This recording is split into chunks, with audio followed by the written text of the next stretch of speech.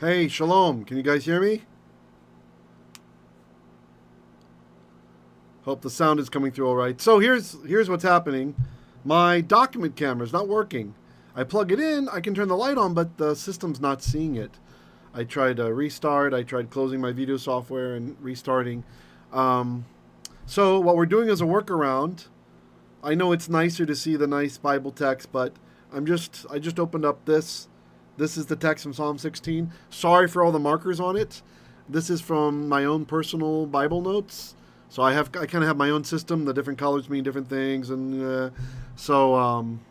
okay, it's good. The sound is perfect. So this is our workaround for tonight. We'll just do it this way, and please pray that the document camera will start working this week. Nothing happens down in this studio. It just sits in the same place. There's no reason for this to be failing. So yeah. Anyway. Maybe Hamas did it. Just kidding. I'm sorry. All right.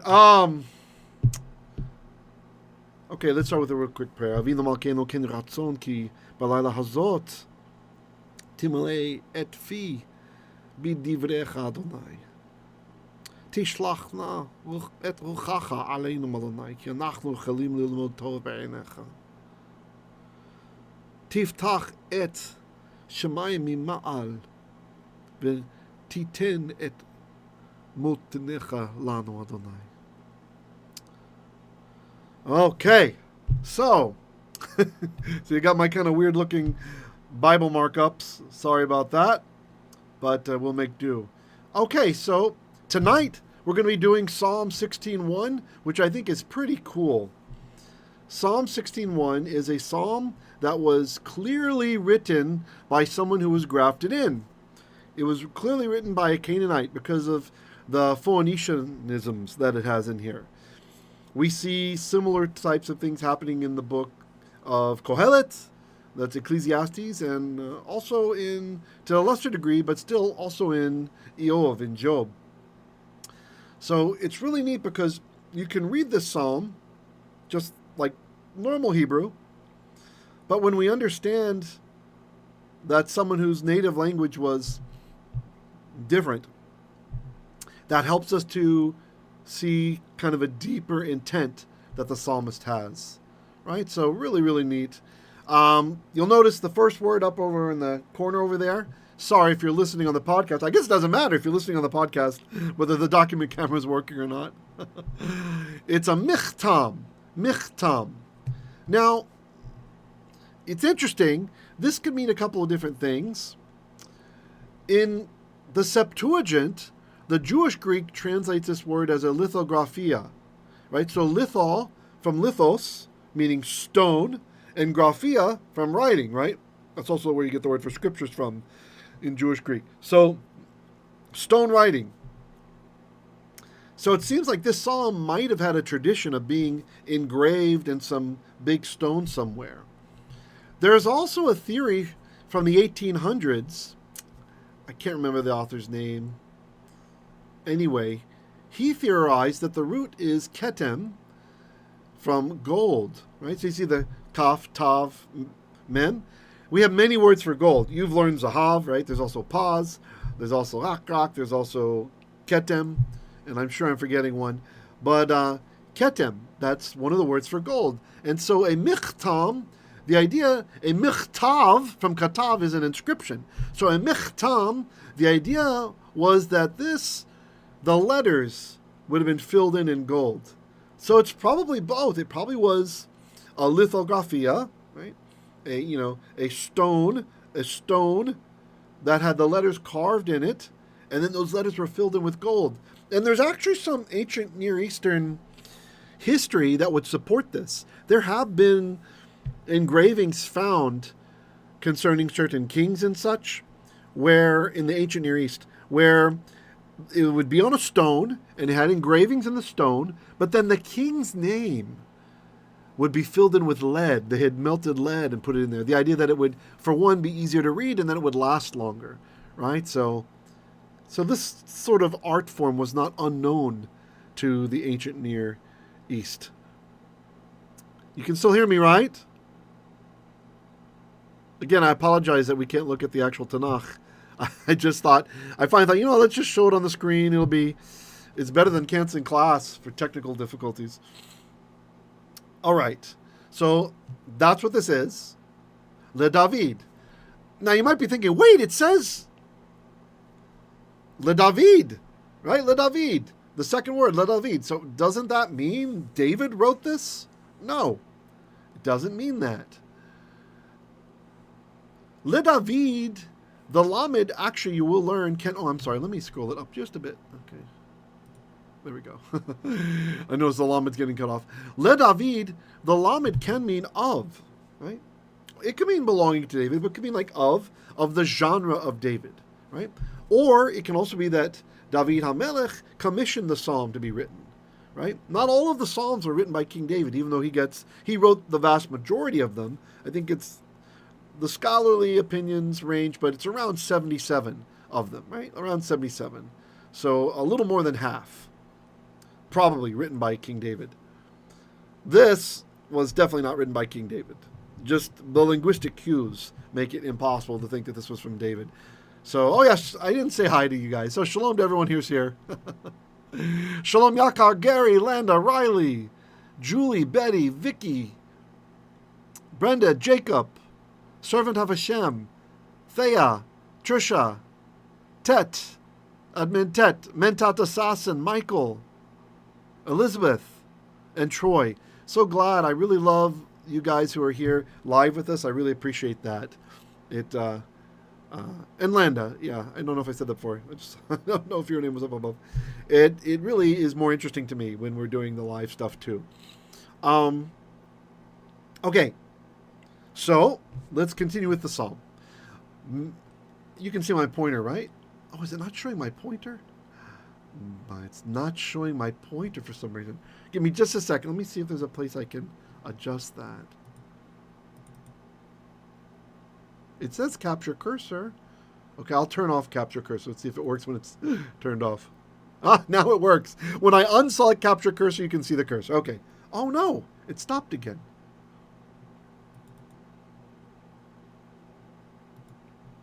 I'm not going to fiddle with this too long. If it doesn't, it's not working. So, we use freeware software for broadcasting, so I really can't complain. It's open source, so. Okay, so just try to follow along with the words. I'll call out the verse and maybe which word we're at. So the first verse, third word.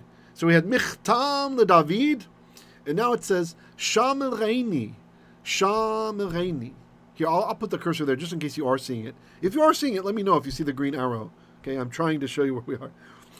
Shamarini. So shamar, shamar is keep, safeguard, or protect. Shamarei, protect, safeguard, me, rather like to say me, safeguard me.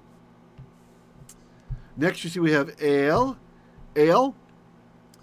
and you notice I have the little V there. If you're looking at what I have here, I have like so many custom colors and notes and stuff like this. So in my Bible software, what I do is when I go through and I'm studying something, I will mark it up with some of my things, or if I find something in some research or whatever, I'll put a note there.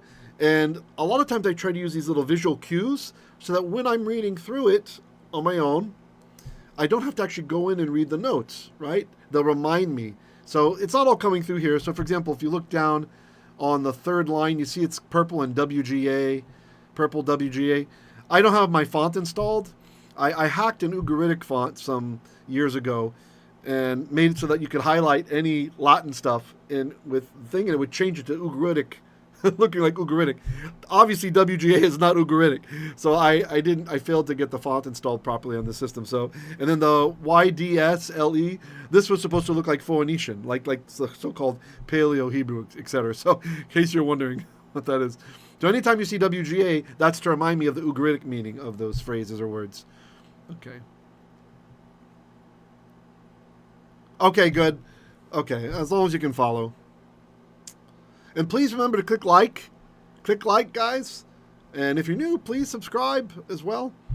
And click the bell. We've got stuff every day. We're back in rhythm. Every day we get 1 or 2 videos at least coming out. So, all right. Ale. So the V's remind me of the vocative. Ale means God, right? So, oh God, safeguard me, protect me, oh God. Ki, because chasiti. So this is from the verb chasa or chase. It ends in a hey. And remember, with lamed hey verbs, the hey goes away. When a verb ends in a hey, the hey goes away. And this follows the same pattern I've been sharing with you guys recently. Any verb that ends in a hey, if I want to say I did the thing, so ra'a, resh, aleph, hey. If I want to say I saw, ra'iti. It just follows that pattern with the yod there, ra'iti. So don't get confused and think that that's a he fill form. It's not. It's just how the first person is working out. Ra'iti. Paniti, I turned. Chasiti, I sought refuge. Although it can be, the aspect can be more flexible in Psalm. So it might be, I seek refuge. Vach. It's probably sought. Vach. This is becha, in you, and it's the last word in the verse. So it gets a little extra oomph. So that under the bait became a ah. That's why it's vach, in you. Michtam ledavid. Shamareni el ki chasiti vach. A gold-filled stone, maybe lithograph, can we say in English? A lithograph of David. Safeguard me, O God, for I have sought refuge in you. Verse 2. Verse 2, again, if you're looking at the screen, it's my notes there say YDSLE. That's supposed to show up as Phoenician script. In Phoenician, I think it says Phoenician or something like that. But anyway, again, I don't have that properly set up here. So that's to remind me that amart is kind of strange. Because amart, if we read it the way that the Masoretes pointed it, that means talking to a woman, you said. But he's talking to El, right? That doesn't make sense. Why would he say to El, you woman said, right? So fortunately, Mitchell Dahoud in his wonderful 3-volume commentary called The Grammar of the Psalter, Dahoud points out that this is what we would call the scriptio defectiva for Phoenician. So in Phoenician, this is the way they would write I said. They wouldn't write the yod at the end very often. So amart, so even though it says amart, it's the psalmist means amarti in Hebrew. He's a Phoenician native speaker, so he's writing amart. But it doesn't mean that he doesn't understand the Hebrew. It just means that he or whatever scribe wrote it down is using this kind of defective way of spelling the words. Because remember, in these days, this is before the captivity. So we did not have the alphabet that you're looking at right now. We had, wait for it, the Phoenician alphabet. And people hate it when I say that. No, it's the Paleo Hebrew. It's the same thing, okay? It's the same thing. Phoenician alphabet, quote-unquote Paleo Hebrew, same. Same. Same, same, same. They're the same. They're the same. Okay, so we borrowed from the Phoenicians. We borrowed their alphabet. It worked well, so we borrowed it. And then later on, we borrowed from the so-called Chaldeans, the Assyrians. We liked the Aramaic alphabet, and it worked well, so we use it. And they have the same number of letters. There's no problem, okay? So don't let anybody kind of go on these. I know. A couple of the rabbis do say that the previous alphabet is more holy, and when the Jewish people are on a higher plane and able to reach that plane, then we will be restored back to the old alphabet, okay? But I don't think this is a majority opinion, so I'm just going to be on the side of kind of modern academia with this, if you don't mind. So, hold on. That's not working. That's kind of weird. So, instead, having studio issues today. What in the world? I came down so early, too, and still nothing works. So don't let anybody suck you into the idea that the Paleo Hebrew, it's so deep. You got to learn the Paleo Hebrew. I won't talk too much about this, but I gotta plug it right now. Oh yeah, very nice. Thank you, Jacob. Jacob is fluent in Koine Greek, and he points out that the source of the Septuagint would have had T. Oh, it does actually. It does. Yeah. In fact, here, look. See these little letters I have here? These are pop-ups that will give me the BHS critical apparatus notes.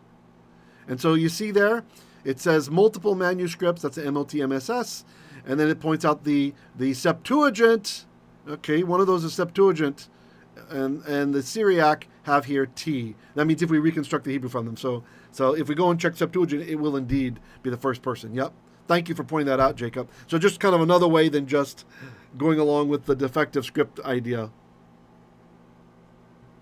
Yeah, totally possible too, Jacob. Landon says, I'm glad you said there's a lot of people strongly encouraging to learn only Paleo Hebrew. Hey, shalom, Daniel. Boker tov. Yeah, it's really, the problem is there's a big movement now almost, especially with Hebrew roots folks and stuff, and many in the Messianic movement get sucked into that as well, to this idea that because the letters were pictures in so-called Paleo Hebrew and Phoenician, because they look closer to back before the rebus principle had been applied. So the sheen is a couple jagged things. It looks like a W because it's teeth, right? From the word tooth.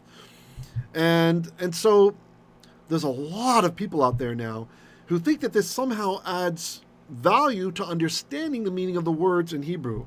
And it doesn't work this way, folks. It doesn't work this way. So, for example, they'll take like the word shulchan. Oh, it's a table. Oh, it makes sense because there's a sheen on the front because teeth, because you eat stuff on the table, right? Or they'll take the word like, I don't know, what's another one we could say?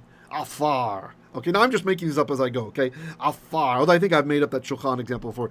Afar, for dust. It starts with ayin. Oh, there's eye. Because when you walk, you always look down at the dust. It's just making stuff up.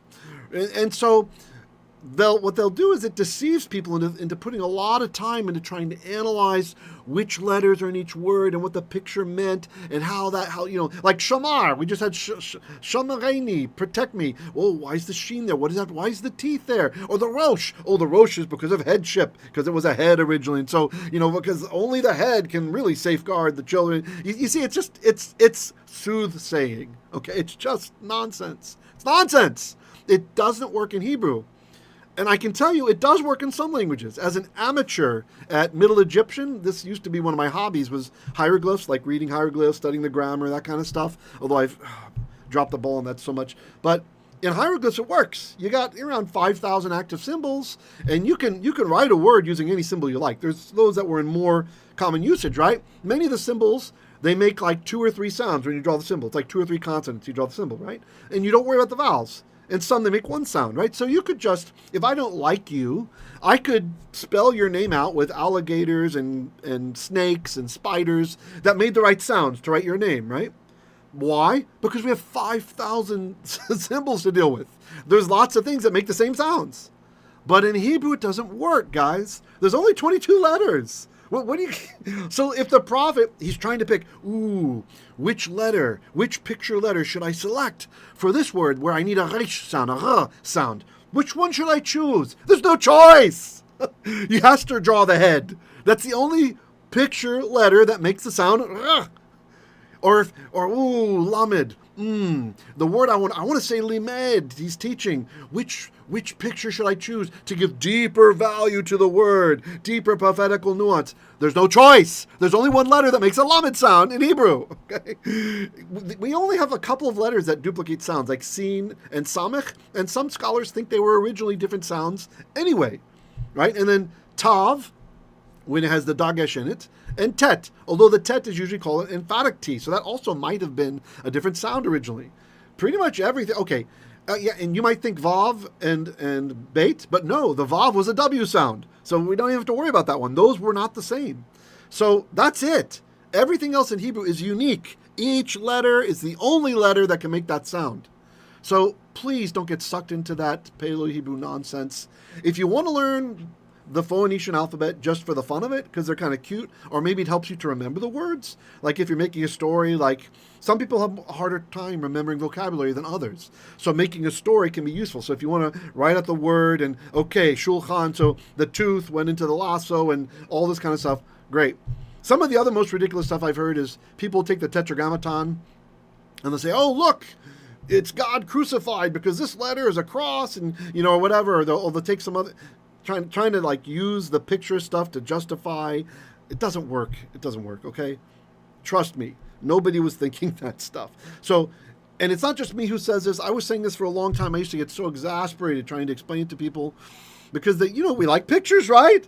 Everyone likes pictures. Pictures are great. And so, but I was so happy when Dr. Michael Heiser, may he rest in peace. He came out just saying it's soothsaying, so I got that from him. I couldn't quite put the right word on it, but I'm just like, it's ridiculous. You're trying to come up with new meanings, and it's soothsaying. He's right. And also Dr. Michael Brown as well, a Hebrew Christian. He also came up with this. He says, look, he agreed, this is nonsense, PhD in Hebrew and Near Eastern languages and all this stuff. Both those guys, heavy hitters, no. Okay. So you don't have to trust me. You can trust those guys if you like.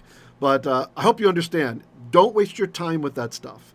Learn the language like we're doing now, so that you can understand, so that we can worship in his language. You can pray in the holy tongue and all these sorts of things, instead of chasing down pictures and what is the eyeball in the word have, or the headship. It does not work. Okay, it doesn't work.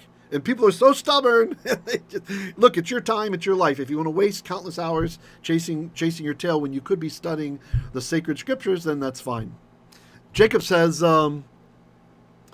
I've seen some people try to do that for each letter of Breshit and explain what it means, and they even tried to somehow bring Yeshua into it, something about one of the characters meaning an ill. Right, yeah. It's just ludicrous. It does not work. That's not the way this language works. Egyptian, you can do that. You can do that to some extent, right? I mean, the scribes, they kind of they harmonize. A lot of times they'd spell words pretty similarly, right? But with names, you get very creative with names. I was in Egypt, and I was trying to get my name on a shirt, and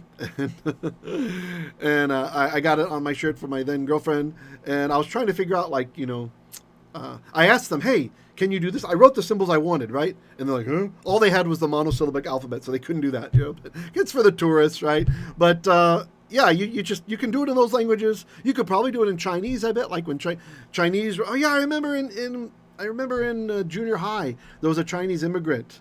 Yeah, if you're out there anywhere, yeah, who moved to Chicago. I remember you. Anyway, I said, hey, can you write my name in Chinese? And he wrote it down one time. Oh, cool, thanks. And another day I said, oh, write my name again, like some weeks later. And he wrote, it's different. I'm like, dude, they're not the same. Maybe he liked me better the second time rather than the first time. So he used some nicer radicals or something. So, okay. Sorry, we digress on that, but I feel it's important. That really needs to get out there. Please spread the message, The Paleo Hebrew nonsense, it does not add meaning to the word. Okay, any more than today, if we look at the A in a word in English, that goes back to Greek alpha, that came from Phoenician aleph, right? So it's about an ox, right? Nobody does that when you're looking at Shakespeare. Ooh, why did he use the A in this word? Because that's how you write the word. Okay, amart, I said instead of you said. Ladonai, oh Hashem. This is a lamed vaketem here. Like my little O symbol there. Adonai Atta. My lords are you. Tovati bal alecha. Tovati. This is an interesting word. Tovati. So this is from tova. Tova, which is like a good occurrence, a good result. It kind of feels to me sometimes like it's like good feelings, like overall good situation in life. And then the hey at the end became a tav, meaning of. So tova, of, of me.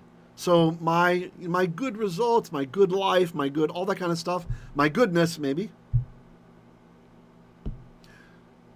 Bal alecha. Bal, this is an Ugaritic and an old way of saying not, like lo, or ain. It works for both lo and ain in those other languages.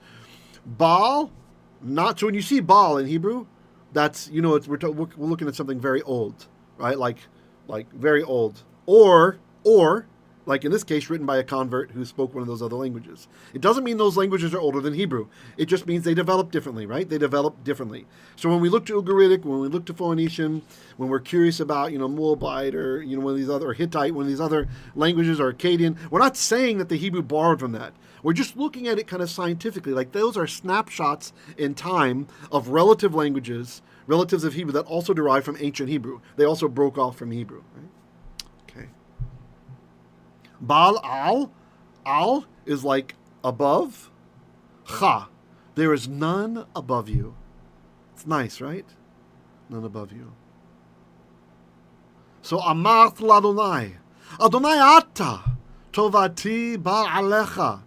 I said, oh Hashem, my lords are you.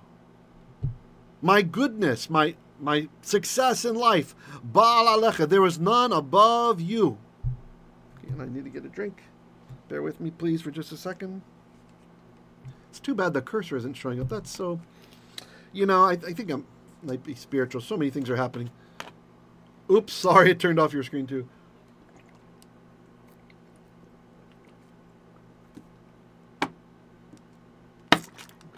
I really hope the document camera will start working again. I don't really know what to do to even investigate that. Okay. Verse 3.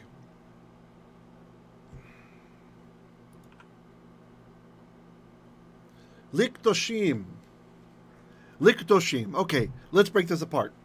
Lamed, and then kadosh, right? Kadosh, kadosh, kadosh, right? Kadosh. Kedoshim. Kedoshim are holy ones. Holy ones. We know that Hashem does not trust his holy ones, meaning his angels. He doesn't totally trust them after what happened, right? Kedoshim. So that's fine on the surface, right? Li is 2 or 4. So likdoshim, 4 or 2, the holy ones. Asher, who are ba'aretz, in the land. B is in, a is the, eretz, and it just becomes aretz, in the land. Okay? Hema, they are. Okay, that's not quite so great. But it turns out that the kedoshim in Ugaritic, the kedoshim were the names of their gods. They called them the holy ones, the kedoshim. Isn't that interesting? Again, Ugaritic is the closest language to biblical Hebrew, much closer than even Aramaic, much to the consternation of Syriac speakers. So, likdoshim, to the kedoshim,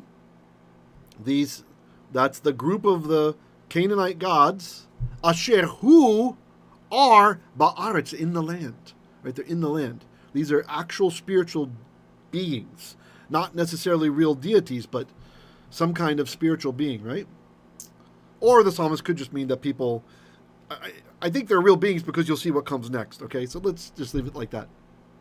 Hema. Hema is just another way to say haim. Haim and hema means they. So they are. Sometimes Tanachit, because it doesn't use the word is or are, what it will do instead is it'll just put a pronoun in there, right? It's kind of interesting. For any of the Russian speakers, it's like put the little dash where you would expect is in English. So when writing, they'll put a dash, right? It's weird. It's almost like they wanted to have a word for it. They just don't, right? Is or are. Hebrew will sometimes put a pronoun in there. It could be usually third person. Ham, hema, hain, hena, right? Okay, who or he. Any of those third person ones. So, to the holy ones, to the Canaanite gods who are in the land. Ve'adirei kol chefsivam. Ve'adirei.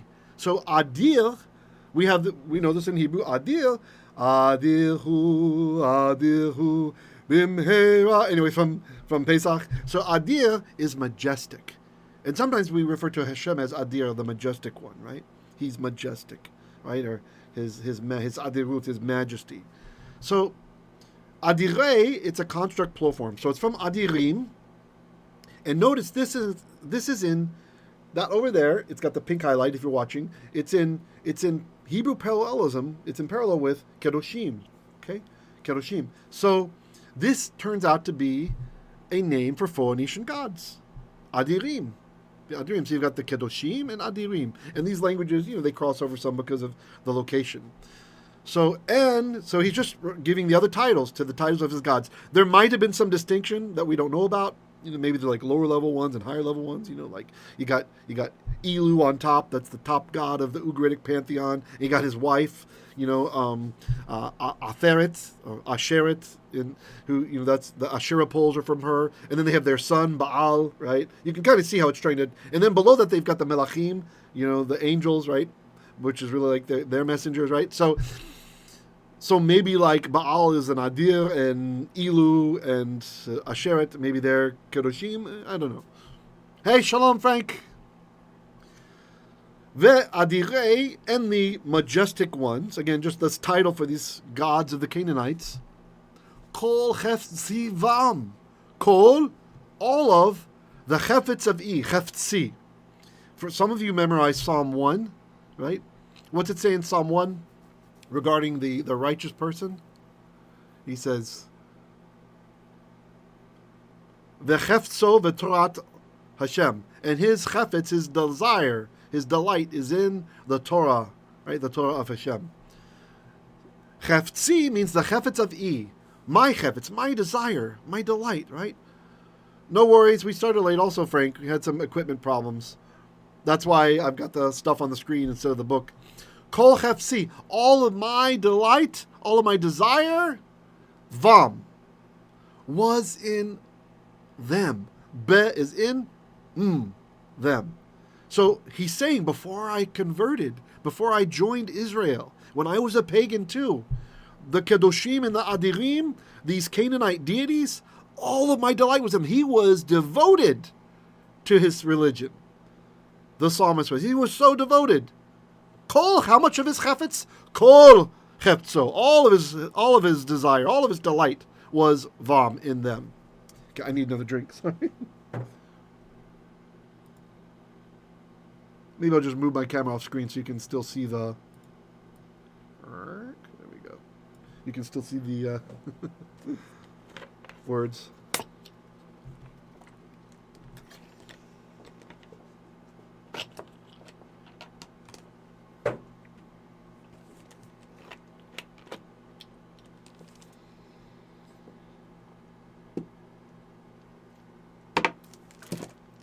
Sorry. Okay.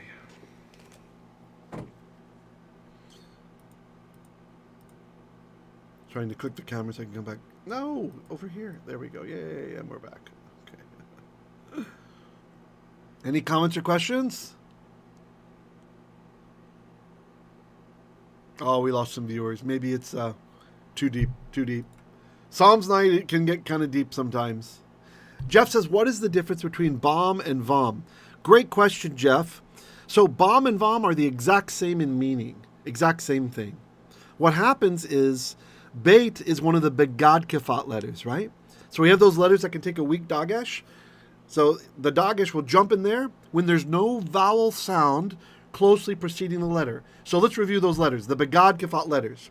Be, beit, g, gimel, d, dalet, k, kaf, p, pei, t, tav. BeGaD KePhaT.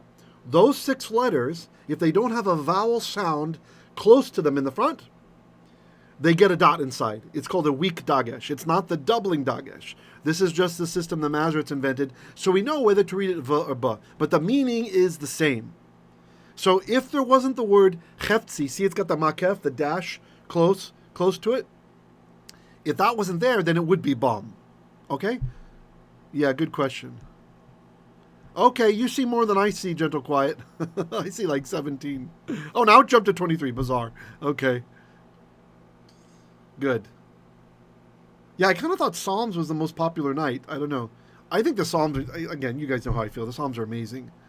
You can study them forever and you still find new things. Okay. Verse 4. Actually, I'll read verse 3 one more time. L'kedoshim asher ba'aretz heima. Ve'adirei kol chefzivam. Okay. To the holy ones, to the Canaanite gods who are in the land. Ve'adirei, and the majestic ones, again, Canaanite gods. Kol chefzivam. All my delight was in them or with them.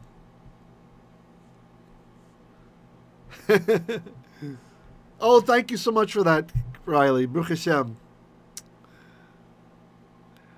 Julie says, Psalms are harder, but there is always something to learn, a little thing to pick up. Yeah, indeed. Okay. Verse 4.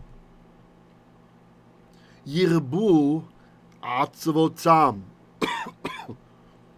By the way, let me know, Jeff, if I explained it okay, versus bam and vam, okay? Atzavotam. Acher maharu balasich niskehem midam. Okay. Yirbu, the very first word in verse 4. Yirbu. So that's happening there, Jeff. See that it's yirbu? There's a dagesh in the bait because it's preceded by a silent schwa under the resh. That means there's no vowel sound in front of it, so it got a dot in there.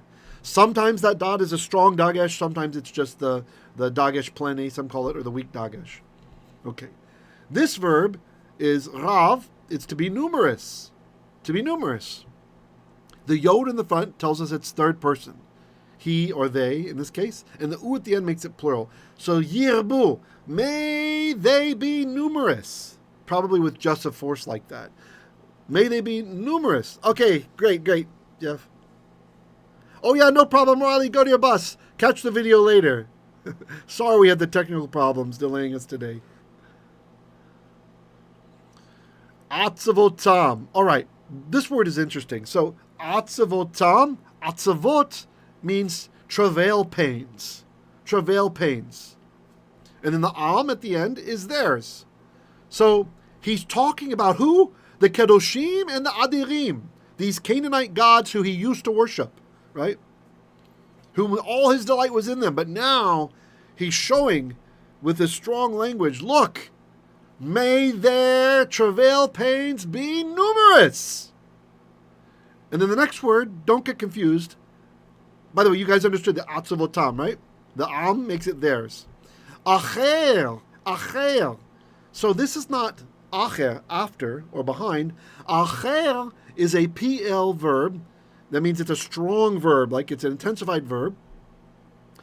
And it's true, the basic meaning of achar is after, right? Later. But this is acher. So he's praying, prolong, make long. And you see how that mem is kind of separated with a triangle? In the Masoretic text, it's written as one word. Maharu. Maharu. Maharishi. Sorry. Maharu. So the mem here, according to Dahud, he thinks that this might be an eclectic mem. It's something that goes on the end of the previous word, just to kind of give it some oomph. Remember, when we're looking at the consonantal text, you can play with it a little bit, right? You can think maybe the vowels are different if something doesn't make a lot of sense, right? The rabbis do this all the time. The sages would do this all the time. Don't read it this way, but read it that way instead, right? Like, the Kabbalah Shabbat, those of you who do the full Kabbalah Shabbat service, in the Mishnah portion, the first part says that, So the mem, the eclectic mem is something that would sometimes just be there to make it sound better at the end of the word. And sometimes it would be like a hold all, like a wild card for a suffix. Although usually it would be mo. Again, very old Hebrew. This is very old Hebrew. You're not going to see this done this way in the Torah. So acher, prolong, might have been acherm, right? Prolong, and it could be hinting about them. Prolong, or for them, haru. Haru is probably not haru. Again, I'm leaning on the analysis of Dahud. He's just so brilliant. Harar. Harar is the verb, which means to lust. To lust. Right? To lust. And if you read, I'm not suggesting you read it, but in the Baal cycle, these gods, they're lusting. It's so weird. Like, Baal, he's like sleeping with animals and stuff, just really weird stuff. And his mother does weird stuff too. It's just disgusting and bizarre. But when you know that, you can at least, it sheds light on why the psalmist is saying this. Okay? So har would be an imperative form of lust, like cause, like acher, prolong, or acherm, prolong, har, and we're going to borrow the suffix from atzavotam. That's why I have the two little fingers there, right? That's a double duty suffix. So prolong, har, prolong their lust, make their lust unending. And then the u is part of the next word. It's a vav emphaticum, right? So now the psalmist, it's like he's slapping the table. Uval, see, the bal would become uval if it was connected to it. Bal, again, don't or not. Asich. Asich is from nasach. Nun samech chet. Pardon me, chaf. Nun samech chaf, which means to pour, right? The aleph at the beginning, it would have been an sich, and then the nun assimilated. That's why there's a dot in the samach. An sich became as sich. By the way, don't fret. The Psalms can be really hard, so if this is kind of like, whoa, just absorb it, yeah? Hey, Erev Tov, Nelly. Good to see you here, Achuti. And Jacob says, kedoshim is used also in Hosea 1:1. I find it interesting that it's similar sort of context. Ooh, very nice find, Jacob. Excellent. No problem, Debs. Glad you're here. So, bal asich. If it's uval asich, then it's like, I definitely will not. Again, that vav emphaticum, it's like an exclamation point. I definitely will not pour. What won't he pour? Niskehem. The nesech or the naskim, the libations of hem, of them. I definitely will not pour out their libations, or perhaps even no longer will I pour out their libations, midam, of blood. Literally, min dam. That's why we've got the noon has assimilated into the dot. There's a little dot there. Min dam became middam, midam. Need a drink, sorry. Oh, I keep grabbing the wrong one. There we go. Okay, we'll move the camera. I always move the camera because in the Slavic cultures, it's very rude to drink from a bottle in front of people.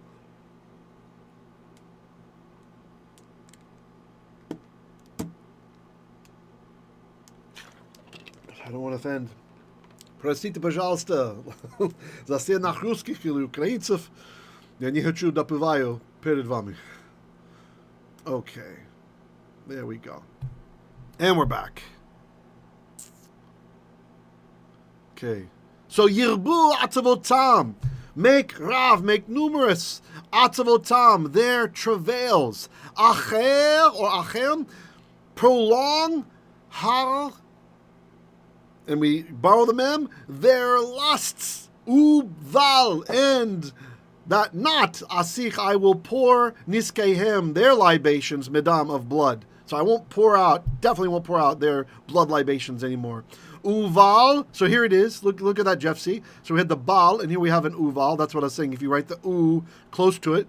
Uval, esa, and not uval, esa, this would have been en-sa. So you guys know the root. Nasa carries things up into space. Nasa is to carry. Sorry, the notes are popping up there. Ensa, nasa. The aleph is for aleph in ani, I. So uval is sa, and I will not lift up. I will not carry. Et, we don't translate. Shemot tam, the shemot of their names. I will not lift up their names.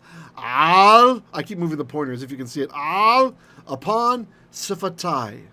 This is, the sifatayim are the lips. Sifatayim. Drop the mem. Siftei, lips of. Put the yod on the end. The yod at the end is me. So the lips of me, sifatai, on my lips. I will not lift up their names upon my lips. Who? The names of the kedoshim and adirim. No problem. That's a great reason to... We also started late. You should have been interceding for us. Our equipment's not all working. So, no, I'm just kidding. I'm sure for Israel was really the right thing to be praying for. Now, this could also be a metaphor, right? To lift up the names on his lips can be the chalice, lifting up the chalice, right, of the libation offering, right? And that works well with the parallelism. I will no longer, I will definitely not lift up their libations of blood. And by the way, blood, it might not necessarily be some weird culty thing. Blood is sometimes used poetically to mean wine, right? Okay. And I won't lift up the chalice for them, right? That's probably the metaphor that's meant here by their names upon my lips. We can say the names of other gods. Okay, we can say them. When the Torah says not to let the names of their gods be heard on your lips, it means in prayer. In prayer. The Mikrat Gedolot comments pretty clearly on this. So in prayer. So it's funny. I find it ironic that in the Messianic and Hebrew roots movements, very often people, they'll say Hashem's name, the Yod He Vav He, they'll pronounce it all day long, right? All day long they'll say it, but then they won't say the name of foreign gods. I'm just like, you got it backwards. You got it backwards. Okay, really, the prohibition is in prayer. And then we sanctify his name by not saying it, right? By not making it common like human names. Okay. Any comments or questions? Oh, okay, thanks. Verse correction from Jacob. Hosea 12:1. Okay.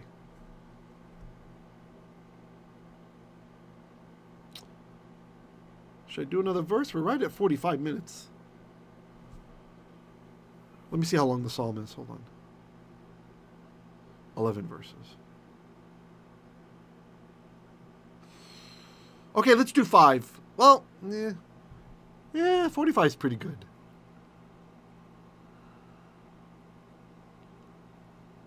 Okay, we'll do it. Let's do one more verse. Let's do 5. That way, we should be able to get through 6 next time. Maybe we can knock out the whole thing in two lessons. All right. Verse 5. Adonai menat chelki v'chosi. Ata tomich gorali. Okay. Adonai, so Hashem, menat chelki. So just the way it's written, a maneh is a portion. So menat is the portion of, right? The portion of chelki. So a chelik is also like a portion, right? So he's like the portion of chelki of my portion. But there's a better way to interpret this. Since we already know that the psalmist, we've already had some evidence that the psalmist is writing things in the defective scriptio defectiva for Phoenician, right? He's spelling things in ways that the Phoenician writers would do and such. Then we can understand that manat is probably the verb manita, which is from the same root. So manita means to portion out. And this is probably what we call a precative perfect. So instead of meaning you portioned out, it's that you would portion out. It's like a soft way to make the request. Manita, that you would portion out. Chelki v'chosi. So instead of taking chelik for portion, chelki, it can mean my smooth. There's quite a few meanings for this. They're homographs. They look the same. So chelki, so the chelik of e, the smoothness of me. What is he talking about? Well, to get a better idea, let's look to the next word. Vechosi, and the kos of e. Kos means cup. We have kosi in the famous Psalm 23, right? Kosi ravaya. My cup is inundated. My cup overflows. Kosi. So this is a hendiadys. Chelki vechosi. Those two things mean together mean my smooth wine, which works well when we look back up at verse 4, when he says, Bala sichnis kaihem adam, I will no longer pour out their libations of blood. Again, that could be referring to wine. Uvalisai chemotam al shvatai, and I will not lift up the chalice for them. Okay. Adonai, Adonai manita, that you would, although it's written as manat, that you would portion out chelki v'chosi, my smooth wine. This is in contradistinction to the wine of his fury that Jerusalem was to face at one point in time. Oh, that's interesting, Ted. Adonai menat chelki. Ooh, a nice title for Hashem. I like it. Okay. Ata. You, tomich. So tomich, it's you grasp, or you will grasp, or you are grasping, right? The tav at the beginning tells you that it's you, right? Okay, from tamach. Okay. It's just that it gets assimilated, it gets sucked in there. That's why there's a dagish in there, because there's two tavs. It's a tricky issue. Tomich. So you, alternatively, it could be from machach or yamach, which is a by form of that, which can mean to fall, right? Which actually works out later in the next verse when he starts talking about he's got nice dividing lines, they've fallen into pleasant places. So it might be that. But I'm just going to go with kind of the straight Hebrew on this, just assuming it's not a Phoenicianism there or an Ugaritic influence. So, tomich, you grasp, gorali. Now, by the way, it's you yourself, ata tomich, that you yourself would grasp, or you yourself hold, because the ata, you don't need it. You grasp, right? Oh, that you would grasp. And by the way, this is a common poetic form when we get the precative perfect and then the imperfect, or the imperfect and then the precative perfect, right? Making a request from the psalmist. And it's known also in Ugaritic, this kind of form of poetry. Gorali. Goral means a lot. Like when someone would cast lots, like the stick of straw or whatever, that's a goral. But metaphorically, goral means destiny or fate. So the goral of me. So Adonai menat chelki, or Adonai manita chelki v'chosi, ata tomich gorali. Oh Adonai, that you would portion out my smooth wine, as opposed to the wine of fury, and the wine that he used to lift up for the false gods. Ata, you yourself, tomich, grasp gorali, or are grasping my goral, my lot, my destiny. Yes, Adonai Shomecha. Adonai is the one who safeguards you, who protects you. Okay, I think that's a good stopping point. We're at 51 minutes. Sorry for the technical problems. Please pray that we can get our document camera working and everything will be smooth. I'd like for our SLR to start working again too. So, yeah.